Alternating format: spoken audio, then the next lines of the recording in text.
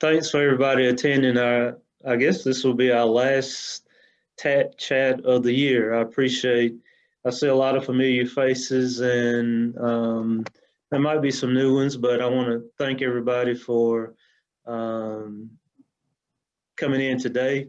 I was asking I went up, I think it was Monday or Tuesday, I went up front and I was scolding my team because nobody reminded me that Christmas is next week. I'm like, why didn't y'all tell me Christmas was next week?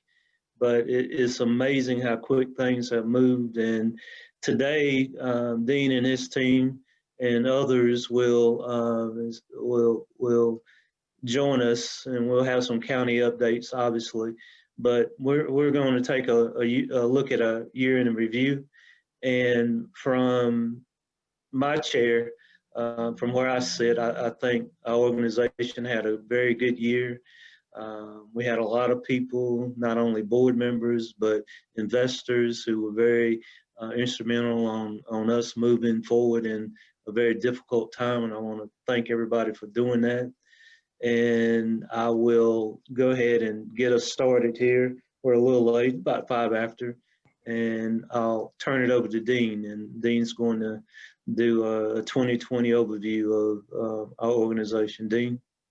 Great, thank you, Terrence. And Justine, I'll wait for you to put up that first slide.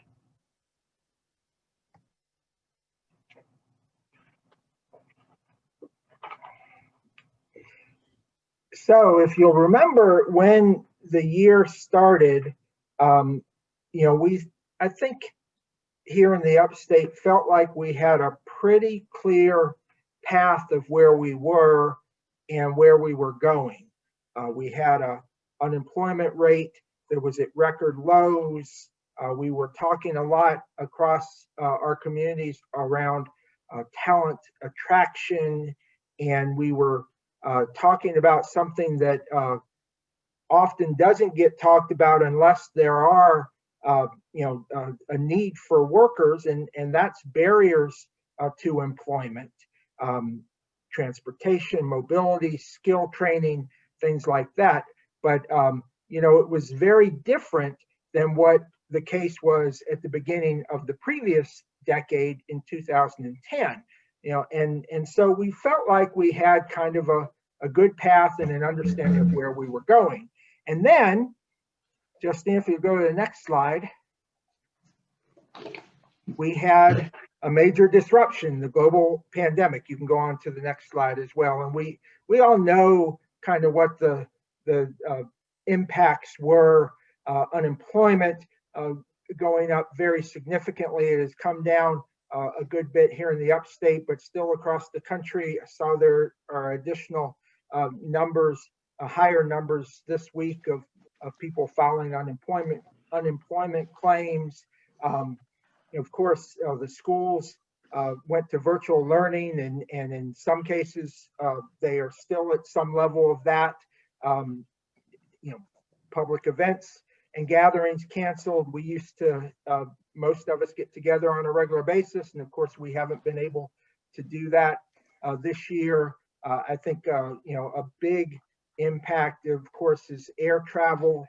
And we've heard from Scott Carr in the airport a couple of times. And then, of course, the impact on businesses and on state and local and federal revenue. So it has definitely been a disruption that we have all had to deal with at one level or another. As I've said several times, the reality is we're all in the same storm. We're just all in different boats.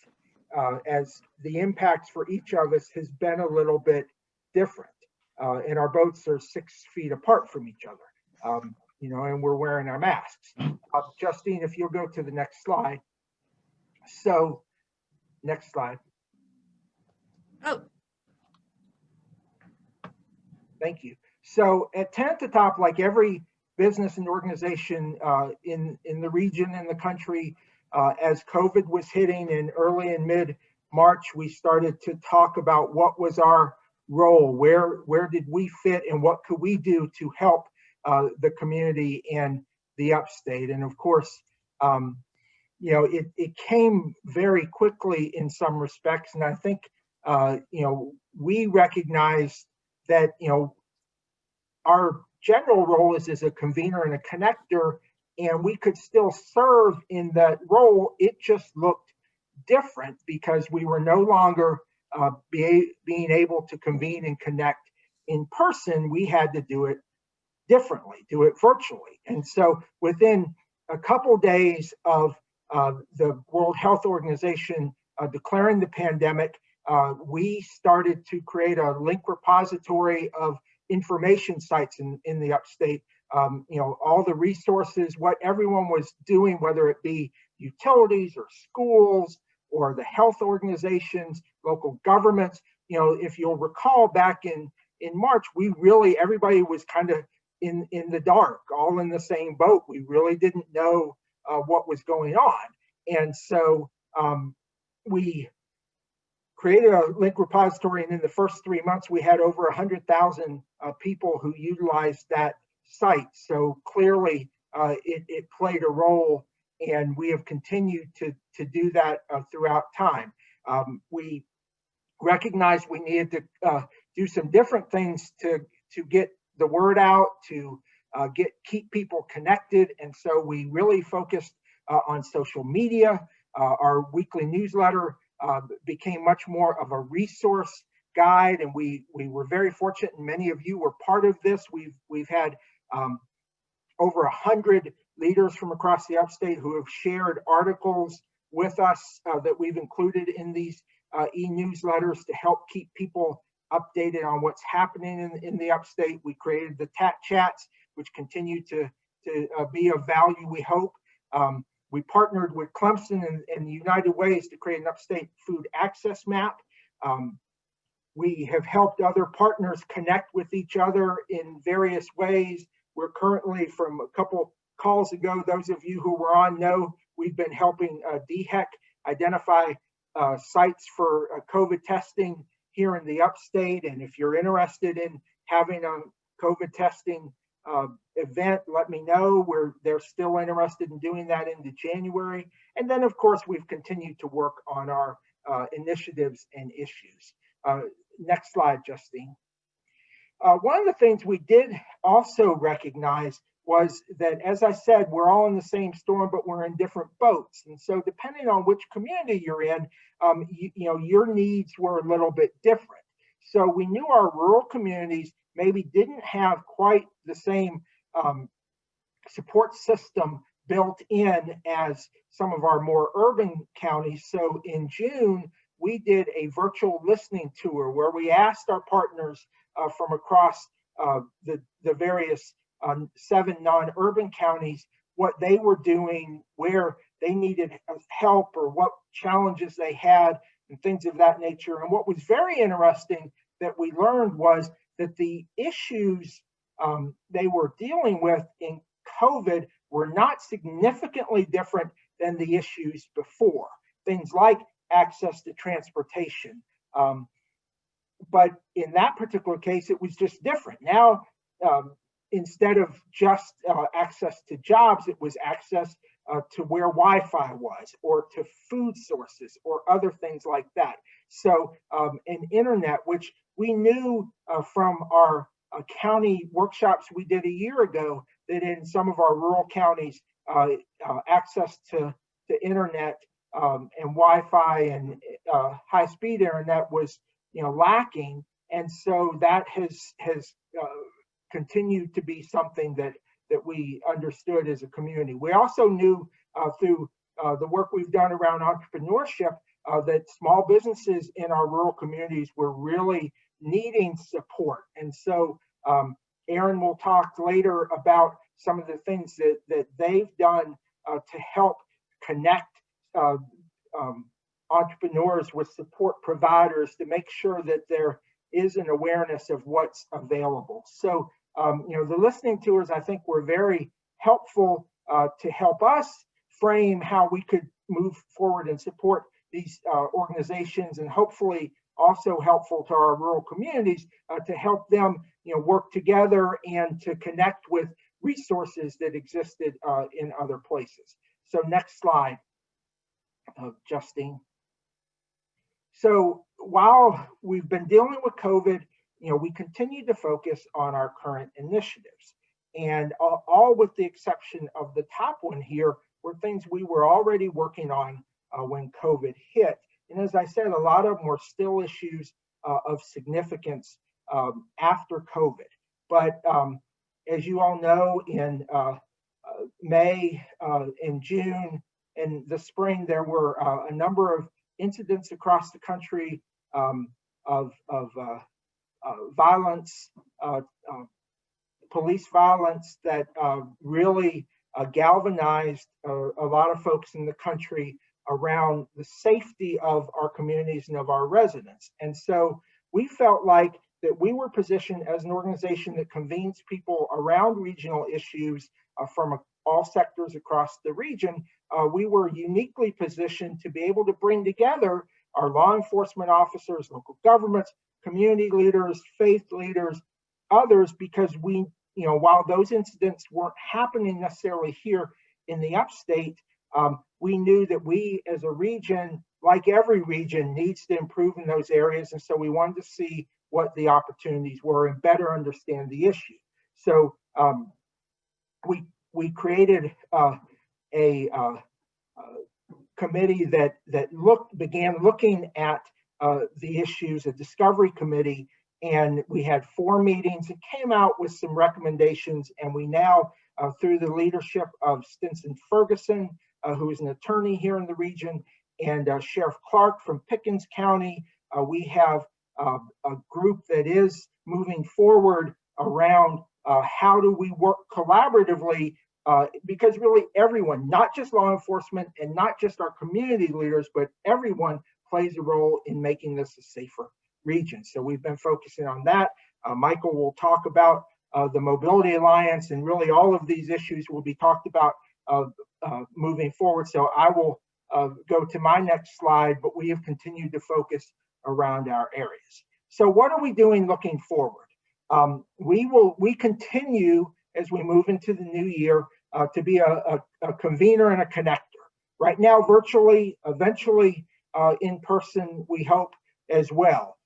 We continue to understand and support the pandemic and recovery needs in the upstate. That leads to the next one, focus on the future, which is an exciting new thing we're doing. We have about 25 leaders from the upstate. If Erica or Justine, if you can put the first couple newsletter articles in the chat, we have started asking leaders across the upstate about issues related right now to COVID and how it's impacting various sectors within the upstate. And we're going to continue that through most of 2021, because we believe one of our roles and something we can do to support the upstate is to keep people informed and aware of what is happening and where there are greater needs across the region. So we're excited about that group. I know some of you are participating in that. We're continuing to work on our initiatives. Then we started right before COVID, our Ignition Fund program, which is designed to help us to really take some of the initiatives that come out of our work and really move them forward and ignite them. And so we will continue that. And then it is my hope that on May 5th, we will gather in some manner, hopefully in person, to hear from Richard Florida, who is a well-known national and international best-selling author, for our Upstate Summit, which is one of the many events that we had that we postponed earlier this year. So with that, that's kind of an overview of what we're doing with 10 at the Top and where we've come from and where we're going in 2021. So now I'm going to turn it over. Is Michael first, Justine? Yes, Yeah. Michael's up. I'm going to turn it to Michael Hildebrand, who joined us in January as the director of the Upstate Mobility Alliance, and really, despite the challenges of COVID, has done a great job hitting the ground running and reminding us all how important mobility is here in the Upstate. And you heard it And we heard it as we did the listening tours, and it continues to be a major issue across the region. So Michael, I'll turn it over to you. Great, thanks, Dean. I appreciate the time. And it's interesting. So I started in this role in January, and when I came into this role, I kind of mapped out my first 90 days. And about day 60 of that is when COVID really hit, and we had to kind of flip things around. But throughout this year, and this has just been a practice of mine for a while now, is I always remain focused on the vision of the organization. And so you see the vision of the Upstate Mobility Alliance, and really the key for me is the two words, vibrant and connected. And so everything that we try to do focuses on making the Upstate more vibrant and connected. So I want to just hit a couple of initiatives that we really have worked on this year to try to do that. And the first is we've had a series of educational opportunities. So we have a podcast, which has been really interesting for me personally, because I have been able to talk with transit and community service leaders throughout the Upstate.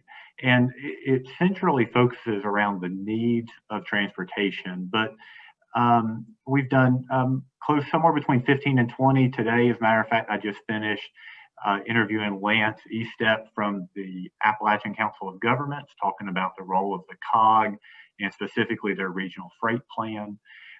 So it's on all the major podcasting sites, so you can go out there and check those out. One of the really great opportunities we did this year, and it came from one of the listening tours, was this appreciation that our rural communities really needed some help around transportation. And so we identified, with the help of the Moving People Task Force, 5 transportation leaders from across the country that service rural communities.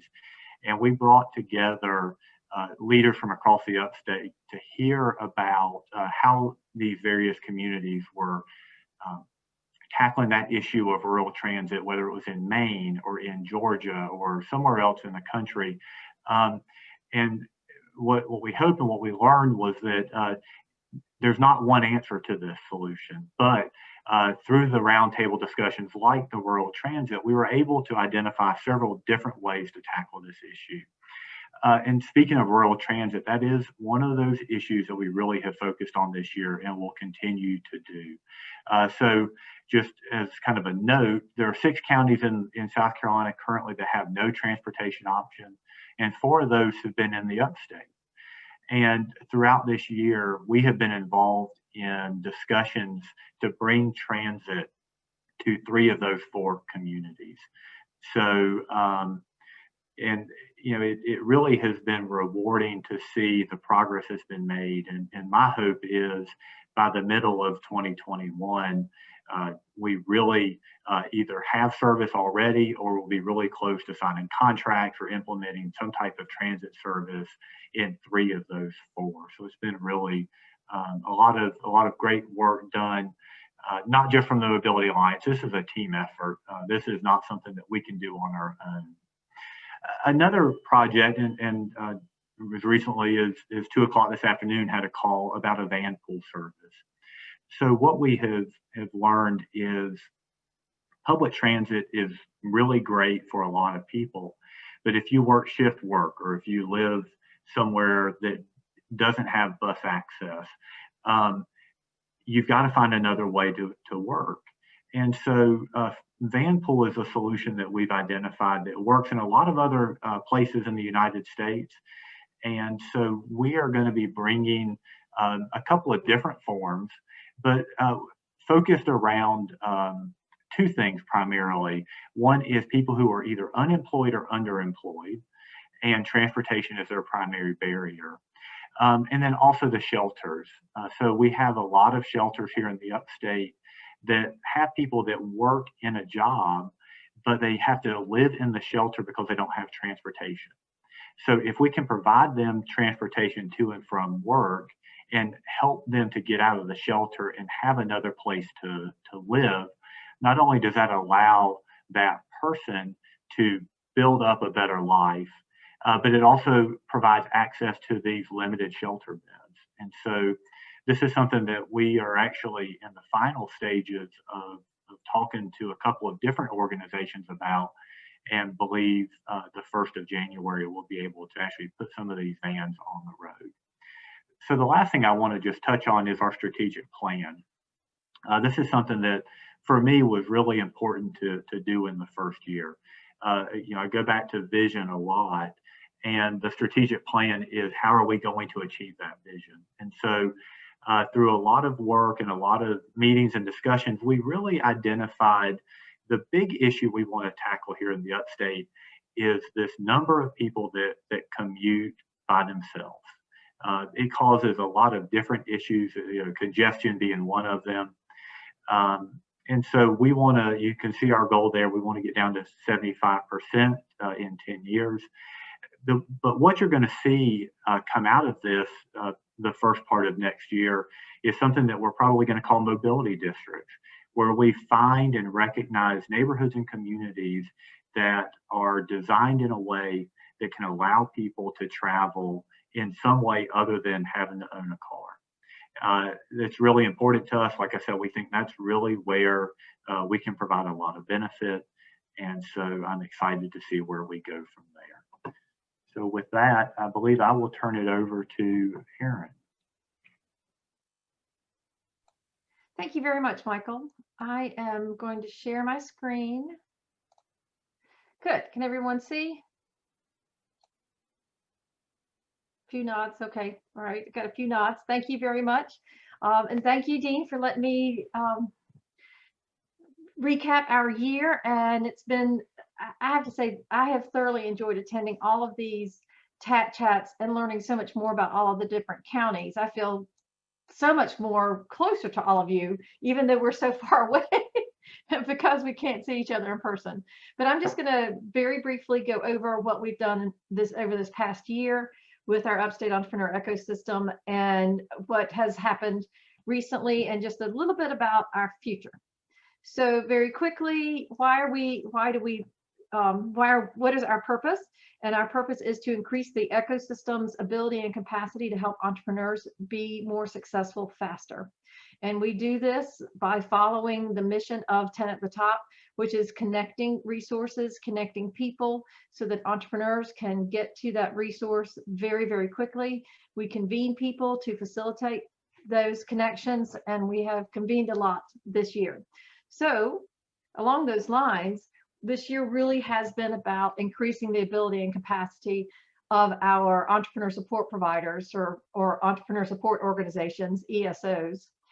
We started off the year thinking about awareness and creating awareness not only amongst ourselves, but amongst the greater community, that we have a lot of support organizations out there that we can serve a lot of different entrepreneurs. And we started learning about how to increase our social media presence and things like that within our organizations. But then again, COVID hit, so we immediately shifted to weekly webinars where we talked about, oh, sorry, it looked like everybody was frozen. So we switched to weekly webinars where we talked about really very, very current information about the changes and how our ESOs could share that information with the entrepreneurs that they serve. We did that through mid-May. Then we went back to our quarterly meetings, which tend to be educational workshops. We did go to monthly workshops so that we could, but since we were only meeting for an hour, and those focused on the areas that our ESOs determined were kind of the problem areas for our entrepreneurs. And those had to do with financial discipline and making sure that they had financial statements that were current, because that's what kept many of our businesses, our local businesses, from getting PPP funding quickly or EIDL funding. We also focused on effective digital presence. You know, how quickly could these businesses change over, and how can we help them change to be able to put their hours online, to put their menu online, to do online, to accept online ordering, to change, to let the world know that something has changed within their organization very quickly. And then we also talked about resiliency and how can we as individuals and business owners change with the times because everything was changing. So we went through that over the fall, and then we were able to celebrate towards the end. And that had to do with Global Entrepreneurship Week. This is our third year kind of organizing or just kind of promoting Global Entrepreneurship Week amongst our entrepreneur support providers or ESOs. And one of the most exciting things is that we got our own South Carolina logo, Global Entrepreneurship Week USA, South Carolina. This comes from Global GEW National. So they provided that for us, which was very exciting. And we had lots of activity go on during Global Entrepreneurship Week. Usually we have lots of in-person events, which of course we couldn't do this year. So everything was virtual. And I'm just going to point out a few of them. USC Upstate, Johnson College of Business usually has a week filled with activities. And this year, of course, they couldn't do that because we couldn't convene, but they went global and they had a program with a university in Costa Rica. So that was the furthest reaching program of the Upstate. We had lots of other types of activities, educational seminars, awards, as well as a holiday pop-up shop. But another very exciting one that was new this year was the SC Innovates statewide student pitch competition. Furman Office of Innovation and Entrepreneurship partnered with Coker University in Hartsville to develop this statewide competition also with the State Office of Innovation, and had 15 schools all participate, students coming in, lots of people all over the state judging the pitches, and the Upstate was very well represented. Of I think about 70 or 80 participants. Wofford College, a team of students from there came in second place. So that was very good news. And some of us think that it's very good that they came in second place behind 3 medical students from MUSC. So again, our Upstate is well represented in entrepreneurship. We also started a new brand called Start Grow Upstate. Your connection to business resources. This goes back to the beginning of the year when we were talking about creating awareness. And this is going to be a platform or a web page where people can go, entrepreneurs, business owners, anyone who wants to start or grow a business in the Upstate can come to this page, search for a particular type of resource, and find that information. And rather than just being a flat page with words on it, we are actually doing videos. So Justine and I have been working to record videos, and our videos are of y'all, of the ESOs, interviewing each other. So you will see, here's an example from our YouTube page of Earl Gregorich with the Small Business Development Center being interviewed by Franny Stockwell with the Cherokee County Chamber of Commerce. Now, I'm not going to play it for you, but feel free to go over there and watch all of these. We're starting to get quite a library of them on the YouTube page. And we expect to have a working web page under the Start Grow Upstate logo by the end of the first quarter. So we are really looking forward to that. But most importantly, I want to thank all of you. The businesses, the locally owned businesses in your community had quite a year. They needed a lot of support. They needed all of us to go out of our way to try to find a way to shop with them, to purchase their goods.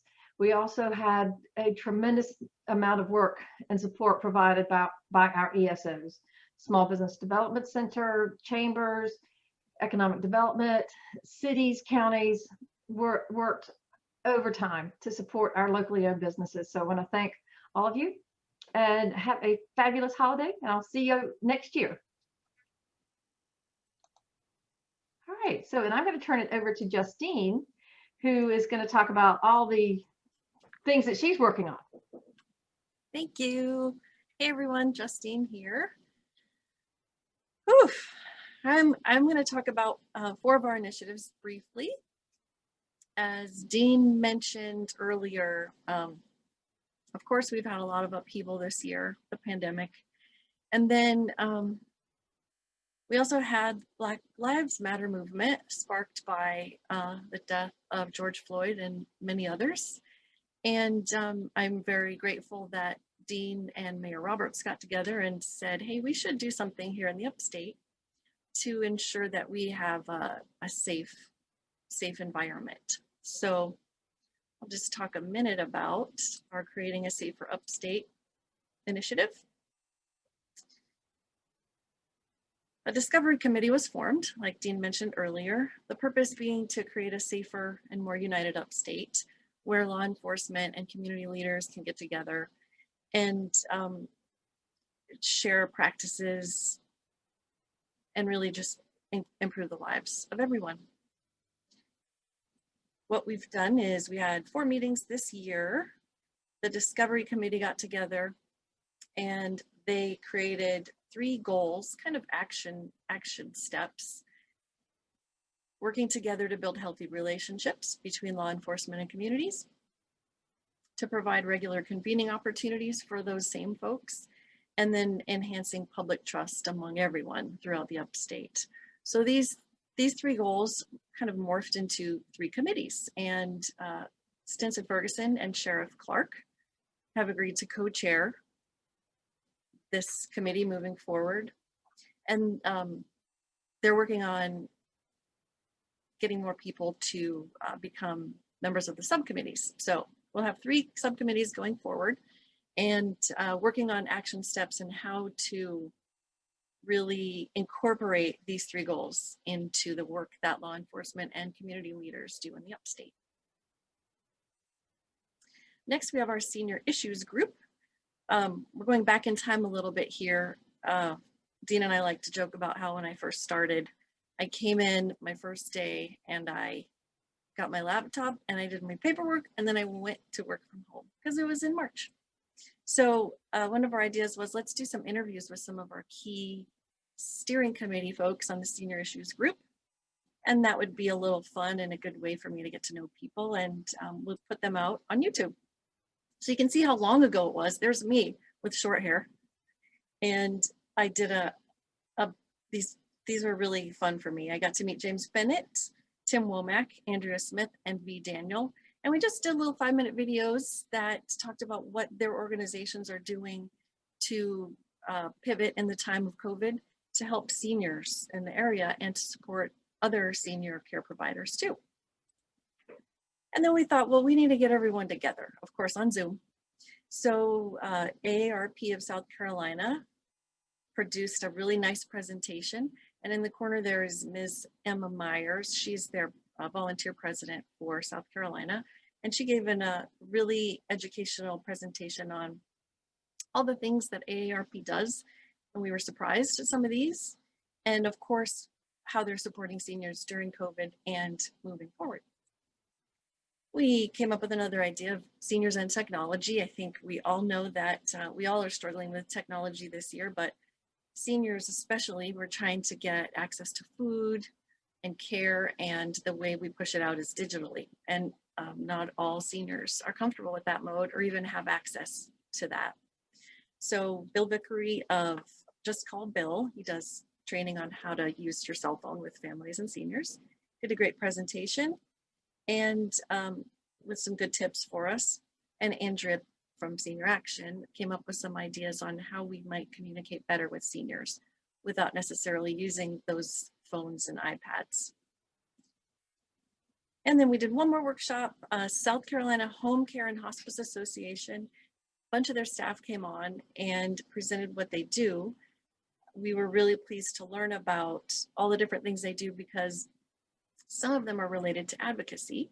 And we are also working on kind of a white paper that we will use to help advocate for seniors and senior care providers moving forward. Next up, we've got our education spectrum. I think that everyone knows we need teachers. Everywhere needs teachers. But we wanted to focus on the need for teachers in the Upstate. And so what we've been working on is creating a website called Teach at the Top. Kind of stole the idea a little bit from Mississippi. They've got a gorgeous website. And so we're working on getting this populated. The idea is to make a nice, smooth, and easy pathway for those who are interested in becoming teachers. So people will be able to go to the site, click through, and figure out all of the certifications they need, how they forms, government, bureaucracy type things. So high school students, college students, transitioning professionals, those who want to go from a different profession to becoming a teacher. And then of course here in South Carolina, we also have a lot of out-of-state people coming in from out of state, and then international folks who are coming in, and we want to make it really easy for them to join the teaching profession here. And then we have our Upstate Professional Planners Group. I was really excited. We were going to go to Rewa to see the facility, but that didn't happen, of course. So we did what we do, which is set up some workshops on Zoom. And one that we thought would be very useful is how to do virtual public meetings during COVID-19. You can see T. Coker here and Jonathan Whitehurst and David Durog did some great presentations back in May to help us all figure out how we were supposed to navigate working online. We just had a really neat presentation on Unity Park from Darren Meyer of MKSK and Joel Tichy from Trees Upstate, talking about Unity Park and how this will really be something exciting for Greenvillians to utilize the outdoors in a progressive type way, and also another draw for visitors in the area. And then we are also updating our comprehensive plan. We have Kyle Duell there, our Clemson Master's student intern. He is reviewing the 2015 comprehensive plan, which involves all the counties of the upstate and some of the cities, looking at that data, bringing together people and seeing how, what commonalities we have. So different counties and cities can learn from each other to make their own places better. Thanks very much. We doing questions or no? You're muted, Dean. Thank you. Sorry. Thank you, Justine.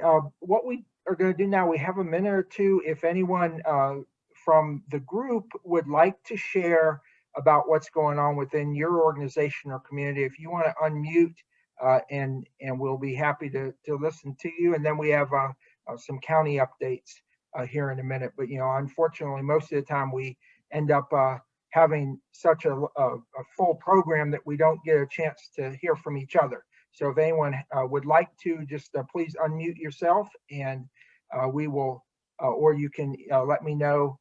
Grayson, do you want to, I see you came on, do you want to share? No, you're good? Okay, anybody? Well, you can let me know, and if we have time at the end, we will certainly do that. But Justine, I'll turn it back over to you to introduce our county updates. Great.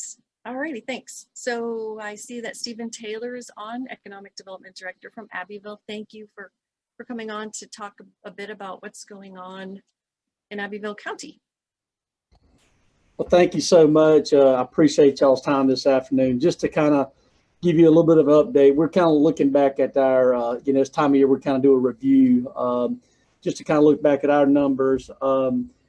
Many of y'all hear the name RFIs, which is request for informations, and that's where we're trying to drive those numbers up as in economic development. And year 2020 has not been so great for us. We've seen about a 50% decrease in that.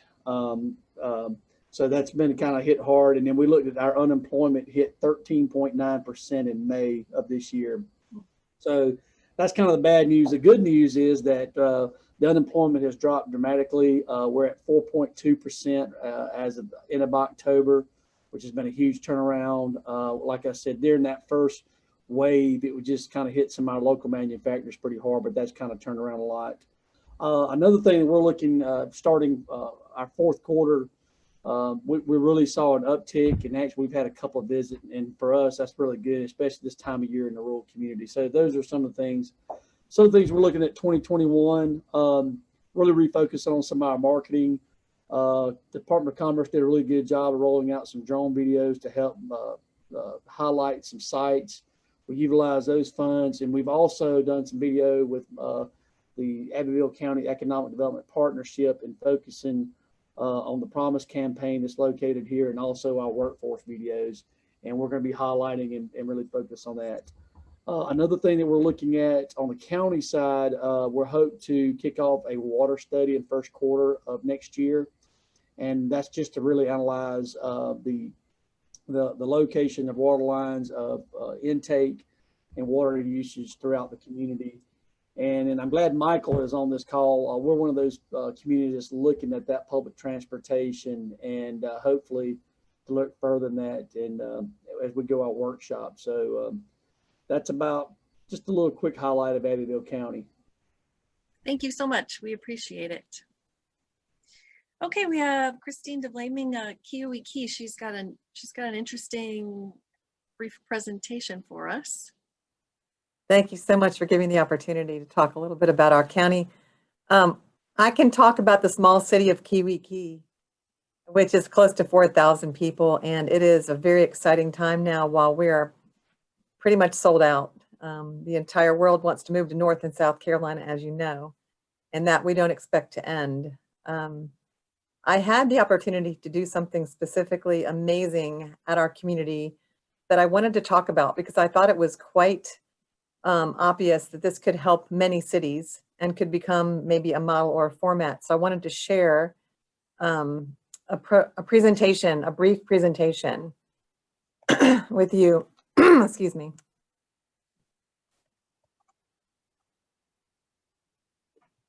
I hope you can see this. This is a presentation about volunteer professionals at Key. And what's exciting about this is that these people are volunteers they're people who have retired. When I look at this whole thing, what they're doing, I think of it as something that could be done in every city to utilize resources to make the cities better. What I've experienced at Key as a marketing director is that I'm the single person running the department. And I've reached out to volunteers who are experts in their fields, who are actually doing the services that need to be done. This is something that that community has as its customary backdrop. In fact, the people that live there donate about 100,000 hours a year into Oconee County. So, and then back into their own community here in Salem. Just 4 people.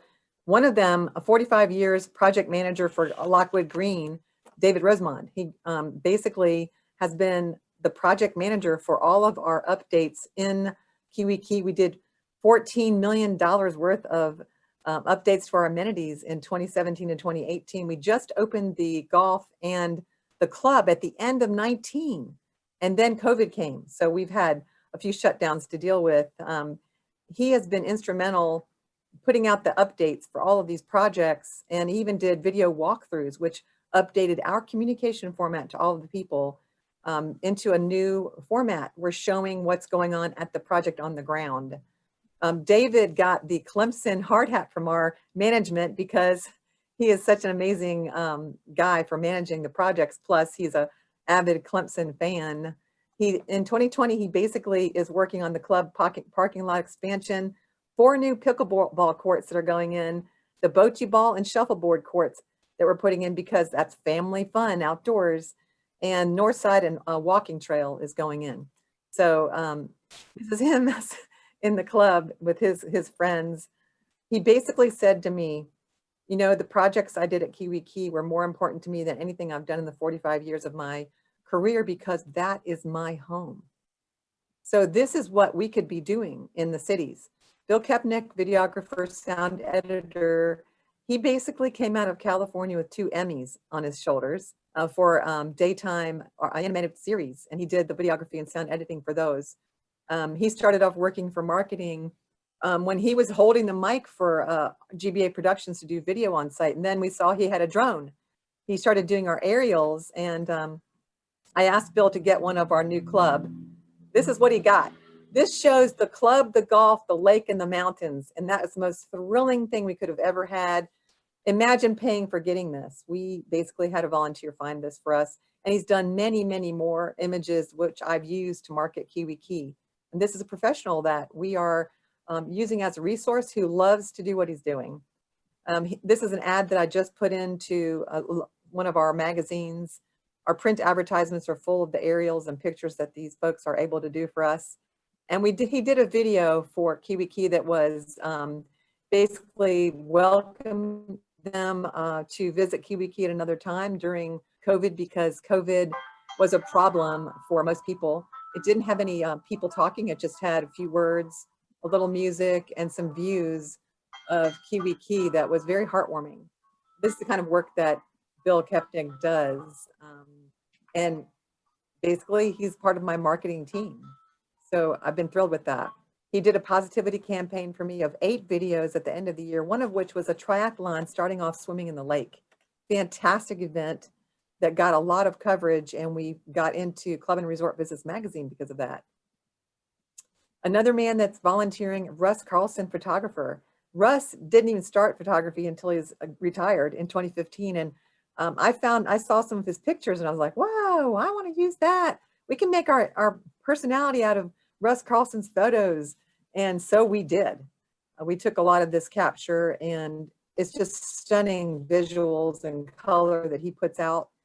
Russ captures the feeling of on the lake and the mountains too. So it's a tremendous help to me to have someone of this kind of talent looking at the lake, just desirable when you see these pictures. He did 25 of our Scuttlebutt newspaper covers between 2017 and 2020. My favorite was a December 2017 where he got the front of a flower in red for Christmas and all the green of the lake and beautiful lake in the background. And then this one this year, which shows you the grass in front, the people playing golf, the trees, and the beautiful sky with some purple. This is what we live with every day at Kiwi Key. So Russ also did his first juried exhibition at BRAC, Blue Ridge Arts Center in in Seneca in 2019, which was pretty exciting for him. Then there's Carl Muzzy, my last one. I want to show you off a little bit.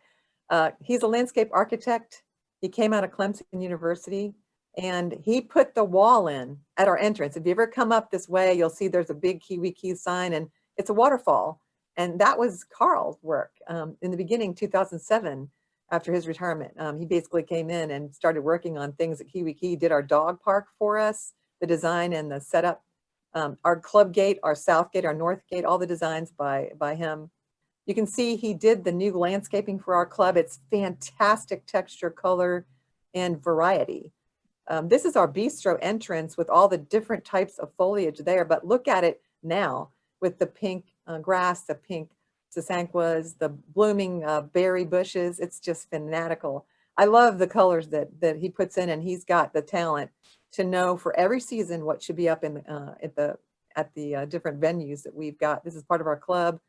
This is the new parking area where the rock wall just follows you on into the parking. And so I just wanted to thank, and I thanked all these dudes at our last board meeting last week. They were really excited to be recognized and were saying to me, we love doing this. We enjoy doing this. Thank you for giving us something meaningful. And I just wanted to point that out to 10 at the top, because I really think that we could push this into cities and communities and make it something of a template. And I could help because I know exactly what it takes to do this. That's my report. Thank you so much. Christine and we talked this morning, and I, having worked with volunteers for 20 years, I guess now, since I was 14, I just couldn't believe that the caliber of their skills. It's amazing. I want to talk some more about that. But I guess we need to move on to Annie Smith, who I have strong-armed into giving us a presentation, a little brief talk about what's going on at USC Union. Hey, thank you. So I do have a little brief update about USC Union, but also from the union's Economic Development Office. So I'll start off with USC Union first, just because that's my little heart. So USC Union received an 80.2 success rate for the first time full-time freshmen entering fall 2015. So this information was based basically on most recent South Carolina CHE data. That's the Commission of Higher Education, which is best in the state of South Carolina among all 2-year degree granting institutions, which this includes all 16 tech schools and all 4 USC Palmetto College campuses. And Palmetto College is USC's like online campus program. Also, USC Union, we have, well, through our partnership with USC Aiken, we are able to offer the Bachelor of Science and Nursing degree in Union, which if you don't know, that's pretty major for Union, small town. So this is really helpful. So we'll have our first 16 upper division juniors on campus in fall 21 and our first 16 upper division seniors on campus in fall 22. And basically that means that like if we have, let's say 80 nursing students, we can only take 16. So that will be the 16 different upper divisions. So that's super awesome. And to follow up with that, USC Union was also awarded a $100,000 grant from the Timken Foundation. And this funding will be used to complete a second lab in our science and nursing building, and also to purchase 24 Olympus microscopes for our science and nursing courses. So the software that is currently being used in our virtual reality labs, this will integrate with the microscopy and wall monitors to display like enlarged microscopic images to analyze beyond the capabilities of a traditional light microscopy. US Union was also awarded a $10,000 grant to establish, staff, and stock a student food pantry, which is a very large need on our campus. Our athletic department consists, like we compete with the in the JUCO level, which is the National Junior College. So we have baseball, softball, and soccer, men's soccer with that. So we have added a women's volleyball team, and they will compete on the club level during 21, and hopefully will move to the JUCO level in 22. I think right now she has, I want to say 11 players that she's recruited, and about 75% of those are from Union County, so that's awesome. We have also acquired, which this is my baby and I'm super excited about, we have acquired an old high school gym in Jonesville. So we moved so when the Jonesville High School, when that closed down, we took ownership of their old football field, transformed it into our soccer field. And we also renovated an old industrial ball field out that way. And if you ever go through there, it is absolutely gorgeous. And again, those were two of my babies too.